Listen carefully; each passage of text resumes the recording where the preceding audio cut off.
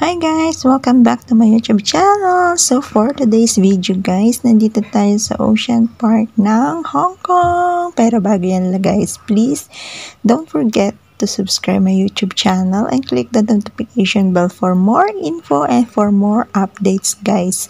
So nandito na nga tayo sa Exit B, papunta sa Ocean Park guys. So naglalakad ako papuntang entrance guys. Alam nyo guys, first time ko dito na pumunta ng mag-isa na walang kasamang boss and para ma-enjoy ko naman yung rides. So, for today's video guys, at dahil birthday ko, free ticket tayo guys, including na dyan ang rides and discount ng food and games guys. Alam nyo guys, bata pa ako, never ako nag-experience sumakay sa mga rides, never ever.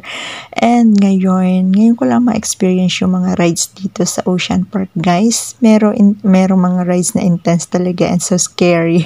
Pero try natin guys. So sa mga rides guys, medyo bawal mag-video doon and hindi allow yung cellphone guys. So hindi tayo makakapag-video na nakasakay or nagra-rides. Bawal yon. So, guys, kung gusto nyo pumunta dito guys sa Ocean Park dito sa Hong Kong, ang ticket natin is $388 for adult and $288 for kids guys. Pag peak season, medyo mahal guys. And pag hindi naman siya peak season, medyo may discount sila and medyo mababa siguro yung ticket nila. And sulit naman guys yung kung bibili kayo ng ticket and magtutour dito, sulit naman guys kasi sobrang mai-enjoy nyo and sobrang ganda ng mga view and maraming rides guys. So lalo na sa mga kids, mai-enjoy nyo guys ang pagpunta nyo dito sa Ocean Park guys.